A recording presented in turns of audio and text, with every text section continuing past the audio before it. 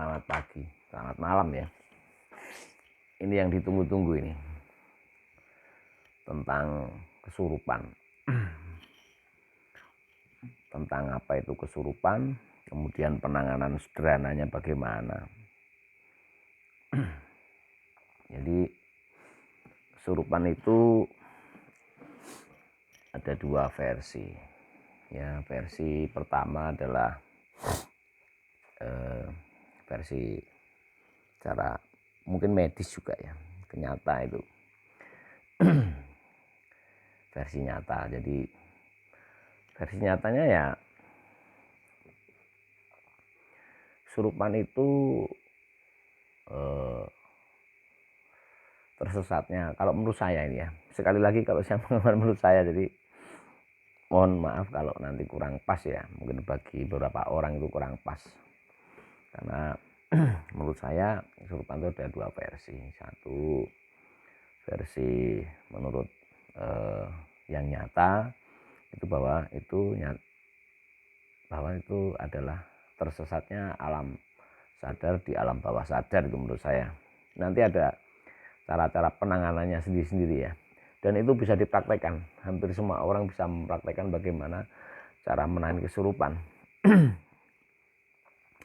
Namun cara menangani kesurupan sekali lagi versi saya, jadi nggak ada terus saya ya, bukannya nggak mau ada ini, saya punya versi sendiri.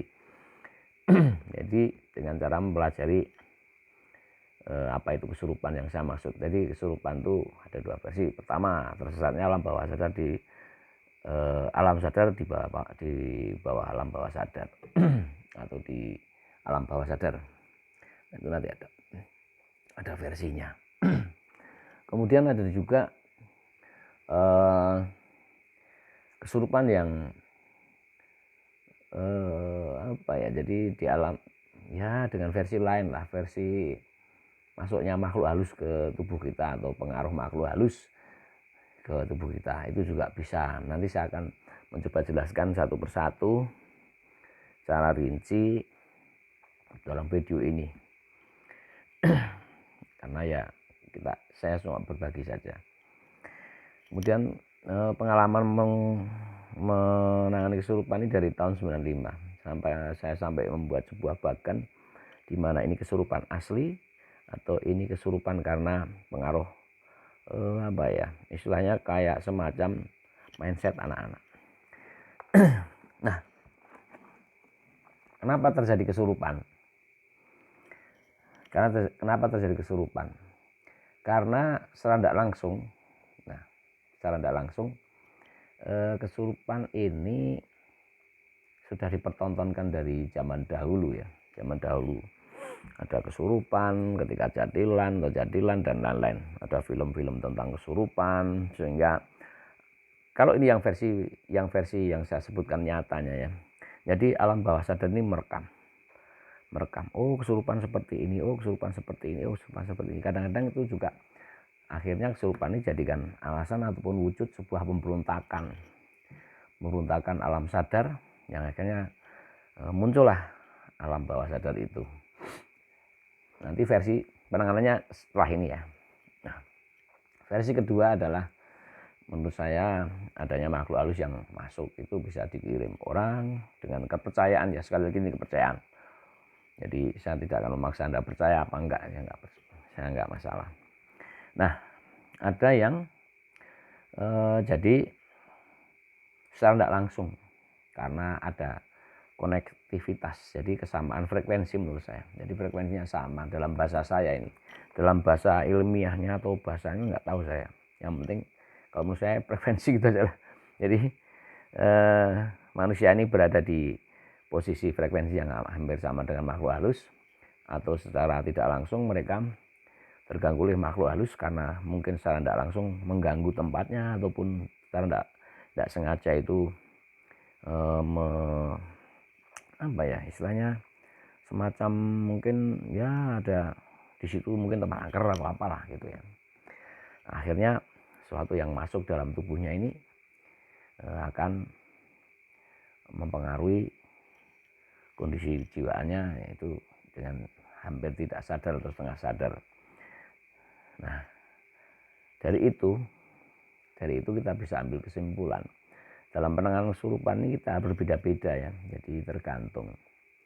Jadi tidak bisa dipukul rata menurut saya, ini pengalaman saya. Jadi nggak bisa kita pukul rata, oh kesurupan kayak gini berarti harus begini penanganannya. Kesurupannya begini, kalau orang nangani kesurupan harus begini, nggak ada, menurut saya itu nggak ada. Jadi kita harus menyesuaikan, kita lihat bagaimana, apakah dia kesurupan karena tersasarnya alam sadar di alam bawah sadar. Dan perlu kita sadari bahwa kesurupan ini sebenarnya terjadi dari, menurut saya, prihatin. Prihatin itu ya ke arah kepikiran, prihatin atau gangguan gangguan pikiran awalnya itu. Prihatin yang disengaja atau prihatin yang tidak disengaja, otomatis memprihatinkan, kondisi memprihatinkan. Ini terjadi pada orang seperti itu. Orang-orang yang dalam tanda kutip ya, memiliki kesenangan itu jarang kesurupan. Jadi jarang. Jadi saya bilang ada prihatin yang disengaja ataupun prihatin yang tidak disengaja. Nah, dalam teori saya juga ini, kesurupan itu ataupun bisa melihat makhluk halus itu sehingga akhirnya bisa terjadi interaksi ataupun masuk itu disebabkan oleh suatu yang disengaja. Misalnya kita melakukan, kalau orang zaman dulu itu ngelakoni ilmu itu pasti dengan puasa, karena puasa ini sebenarnya juga dengan tujuan, puasanya kan macam-macam. Kalau orang zaman dahulu itu ada ngerawat, ada mutih, ini ya. Itu sebenarnya ada banyak tujuannya. Kadang-kadang dalam kondisi tubuh yang fisik yang lemah ya,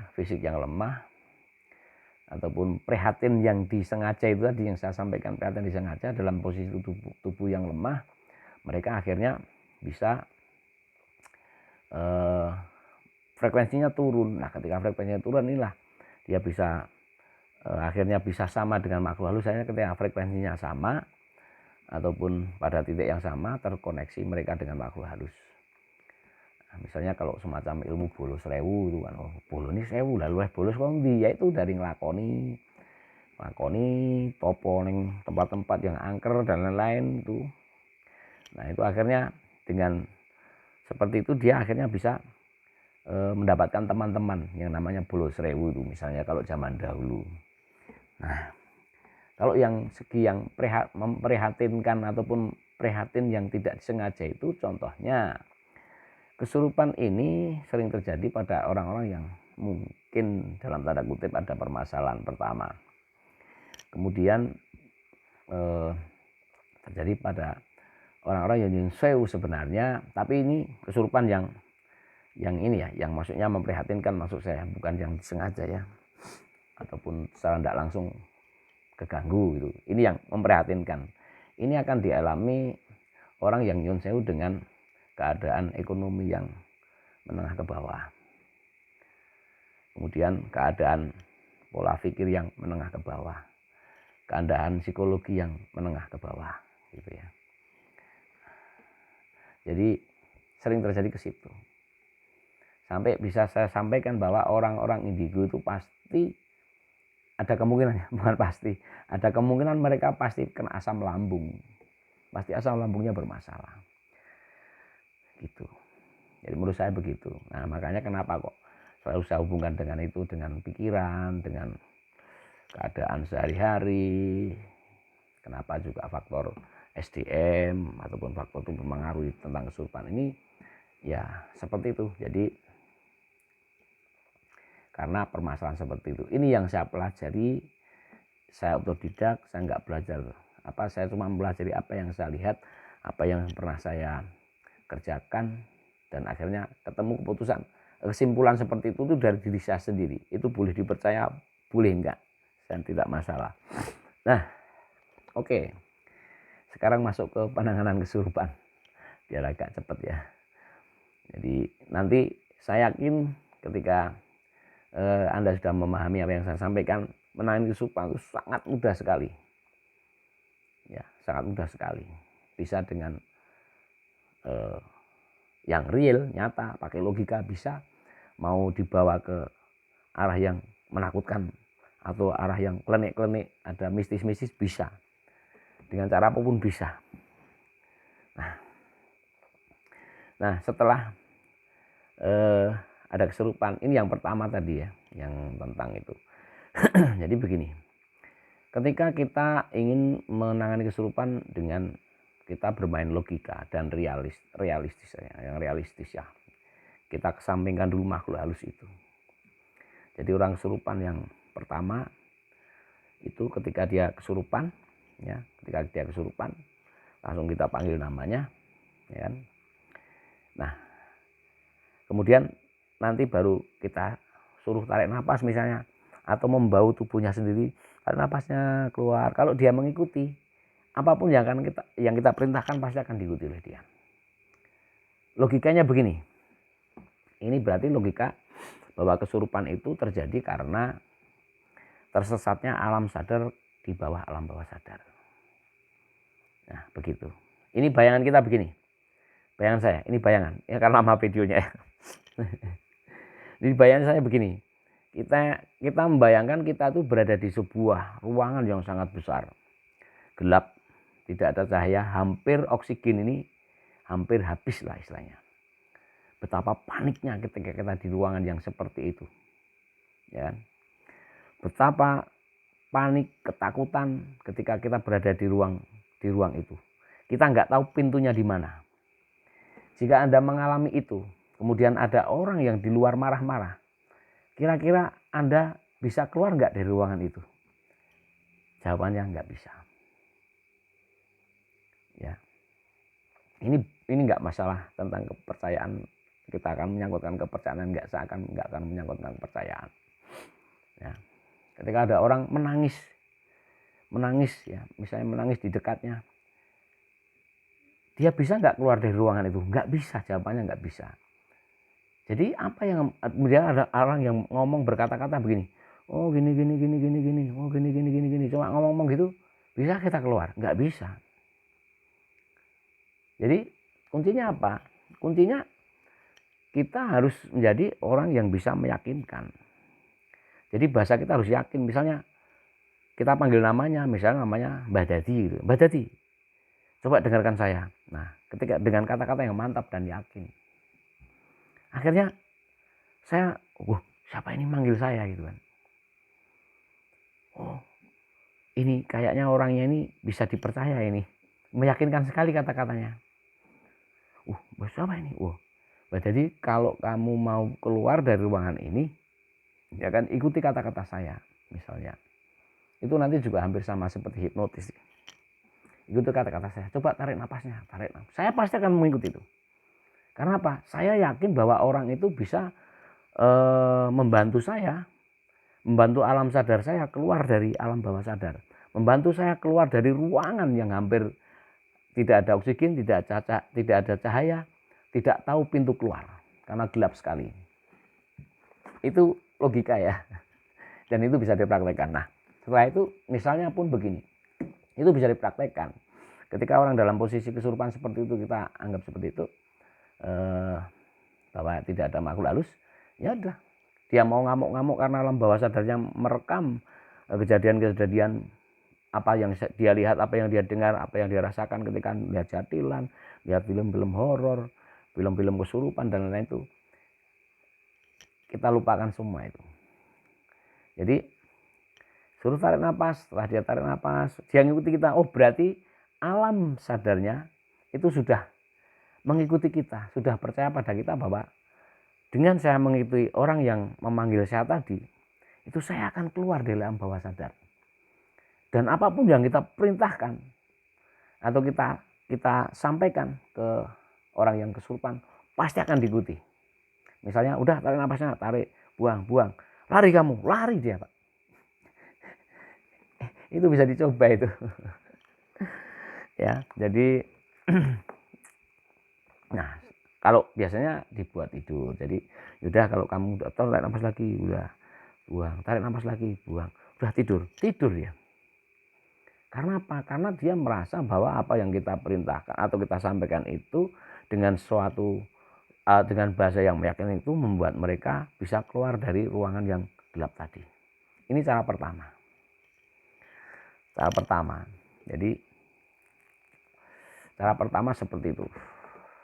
Nah, kemudian ya, itu kesampingkan, tidak ada kata-kata kemasukan makhluk halus, tidak ada kata-kata kalau dia mau ngomong kita pijitin gitu kan, kita pijitin, udah nggak apa-apa. Kalau orangnya Pak ini ganggu makhluk halus mana, nggak usah, nggak apa-apa, ini nggak diganggu makhluk halus gitu. Ini pakai logika juga. Logikanya kalau jangan mukulin orang biar kelihatan eksis, kemudian orang yang Anda pukulin itu Anda ngikuti di belakangnya, ya kan? Ini logika ini. Logika kalau makhluk halus misalnya memang ada makhluk halusnya, kemudian kita pukuli orang itu, kemudian kita berharap nanti ketika dia ditanya orang, saya dipukuli oleh Mbah Dadi, akhirnya saya eksis. Wah. Tapi ternyata enggak. Makhluk halusnya tuh lihat, ini malah ditanya, kamu kenapa? Ya, kita yang ngantemin kan, kita yang mukulin kan. Ini kenapa? Harapan saya ini dia jawab ini dipukul Mbah Dadi. Tapi jawabannya enggak. Kenapa itu? Waduh, ini tadi saya lewat ke pintu kejeduk ini. Loh, kalau sudah begitu saya nggak mau lagi mukulin dia. Ngapain saya mukulin dia? Nggak ada gunanya. Saya sudah berusaha untuk menyamakan frekuensi dengan manusia, berusaha untuk masuk ke sana. Dibilang enggak, dia enggak dipukuli. Tapi dia bilang kejeduk, nggak mau masuk dia. Itulah. Jadi kadang-kadang aneh. Ya. Nah setelah itu, setelah dia tidur, nanti dibangunin, udah sehat. Itu bisa dicoba ya. Jadi gini, terus tarik napas atau pokoknya suruh tarik napas. Kalau udah yakin ada kesurupan tuh, kalau udah yakin ini bisa dicoba. Ya. Kalau udah yakin tuh begini kan aja, tutup matanya gini, udah kamu tidur ya. Itu ya yang sama. Oke, masuk yang kedua. Jika ada makhluk halusnya itu gampang. Ya, kalau ada makhluk halus itu gampang. Yang penting pertama, kalau mau kita bikin, mereka harus kita bikin yakin bahwa makhluk halus itu baik, maksudnya tidak mengganggu sebenarnya. Contohnya begini, misalnya ada makhluk halusnya, kita tahu misalnya, atau kok aneh kesurupannya itu. Kesurupan tuh kalau udah kemasukan makhluk halus, itu minimal kalau diangkat nggak kuat tuh yang angkat. Kalau itu tetangga saya kesurupan dipegang 3 orang nggak kuat, ya nggak kuat lah logikanya. Coba bayangin, itu alam bawah sadar yang bekerja. Logikanya kalau jenengan misalnya seorang perempuan kan, jangan mau diperkosa 3 orang, pasti jenengan yang biasanya lemah lembut jadi garang itu, lari pun jadi kenceng itu. Itu alam bawah sadar yang bekerja. Nah tapi misalnya ada makhluk halusnya, itu kita bermain sugesti. Jadi ini makhluk halus, ini kemasukan Pak, masukan makhluk halus mana Pak? Itu di dekat jembatan itu. Nah setelah kita bilang gitu, tapi harus ada kata kunci ya, walaupun kita sebenarnya nggak tahu itu makhluk halus itu dari mana, tapi harus ada kata kunci. Tapi ini makhluk halusnya baik Pak. Sebenarnya mungkin tadi ada yang buang sampah di situ sembarangan. Nanti kalau kita sudah mengaku salah, ya udahlah, nanti pasti dia akan keluar dia, karena dia butuh eksis. Makhluk halus itu cuma butuh eksis kok ya. Makhluk halus itu mengganggu manusia itu kan cuma butuh eksis biar diakui aja.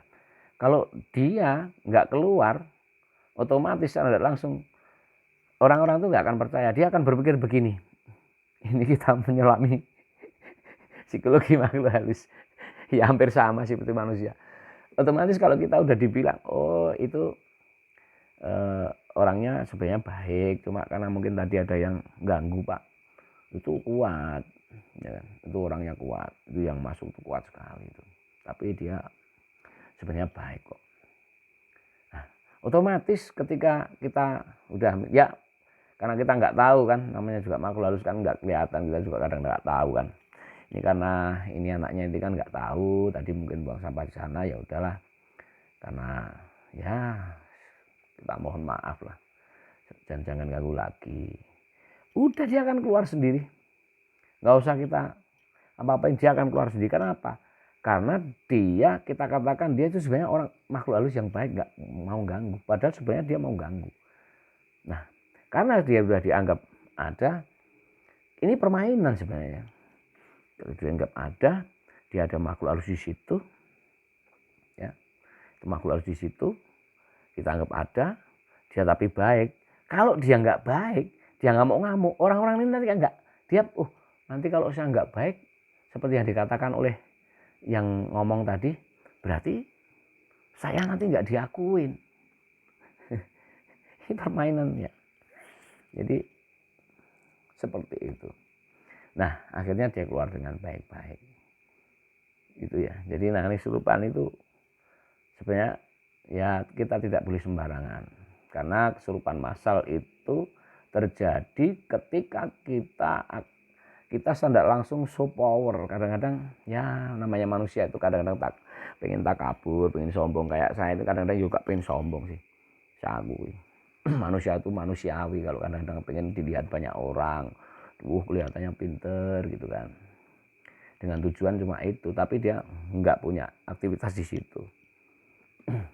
Jadi kadang-kadang ada yang gini-gini, ada yang gini-gini, ada yang gini-gini, macam-macam lah. Nah, penanganan yang salah ini yang membuat kesurupan massal terjadi. Pemicu kesurupan itu dari satu orang. Nggak mungkin akan bareng 5 orang, itu satu orang saja. Nah, ketika penanganannya salah, yaitu karena alam bawah sadar, mindset anak-anak ini atau orang yang kesurupan ini sudah ditunjukkan dengan pertunjukan jadilan. Kalau kita doakan atau kita hajar, ngawur, atau kita tenaga dalam atau kita apalah, itu kadang-kadang mereka ngamuk karena apa? Alam bawah sadarnya ini. Nah, kenapa kok bisa terjadi kesurupan massal?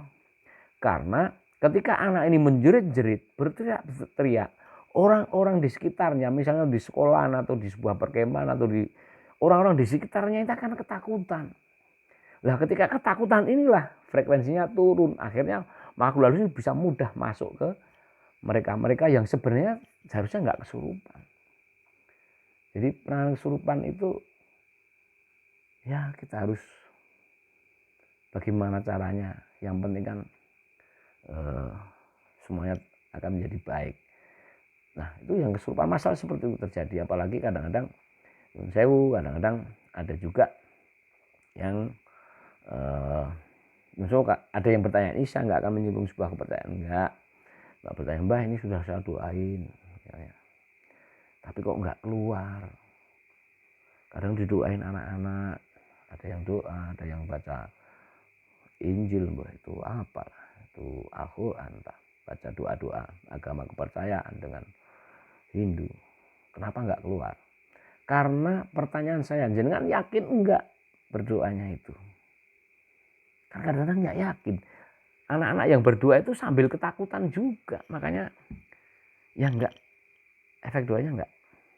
Akhirnya yang terjadi dia ngamuk dan lain-lain.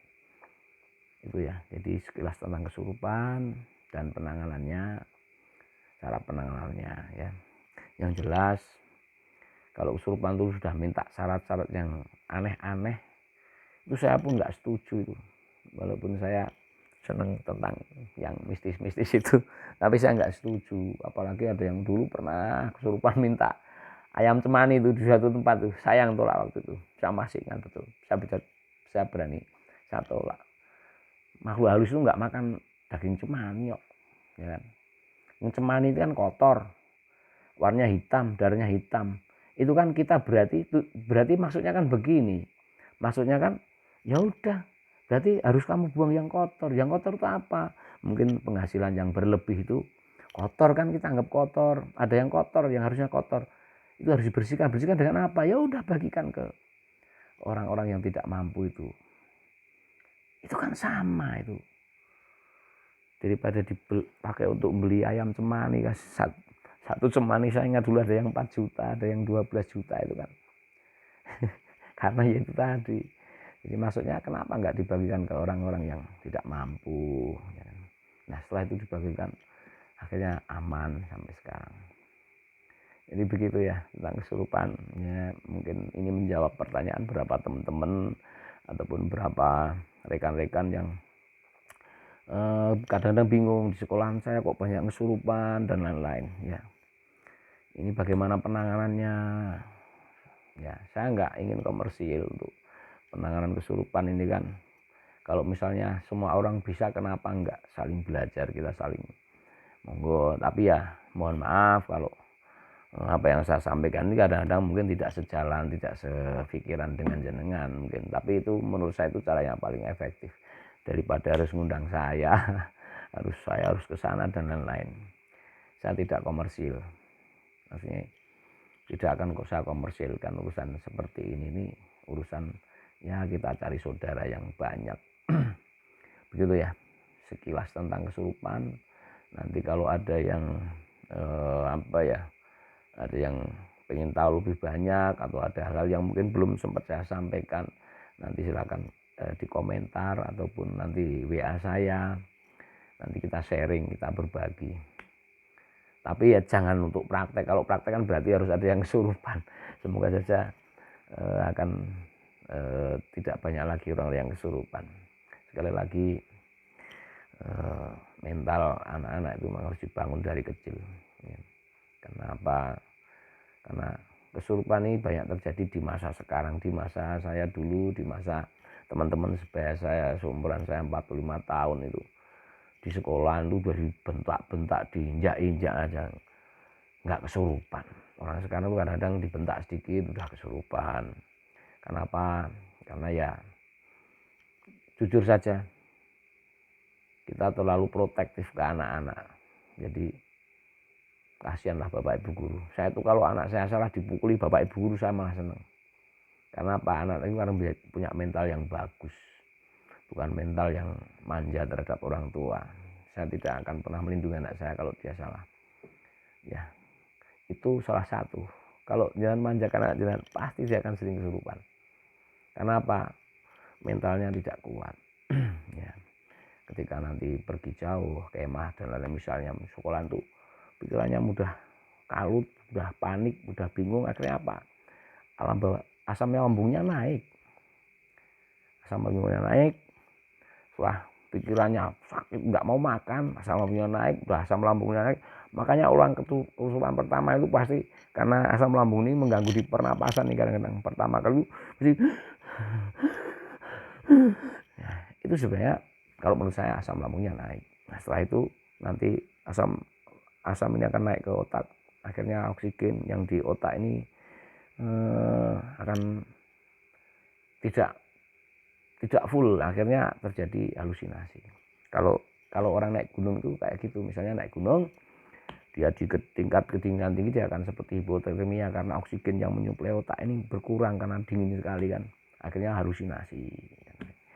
Tapi saya juga yakin bahwa makhluk halus itu ada yang bisa masuk mempengaruhi pikiran kita ya. Tapi secara gambaran umumnya seperti itu. Jadi kita pelajari pemicunya pasti seperti itu. Jadi asam lambung yang naik dulu ya. Bahkan mungkin orang-orang Digo ini kalau mungkin ya orang-orang Digo saya punya keyakinan bahwa orang-orang Digo pasti dia punya asam lambung. Ya, karena ya itulah memang frekuensinya harus turun ketika harus bisa masuk ke alam yang lain itu menurut saya.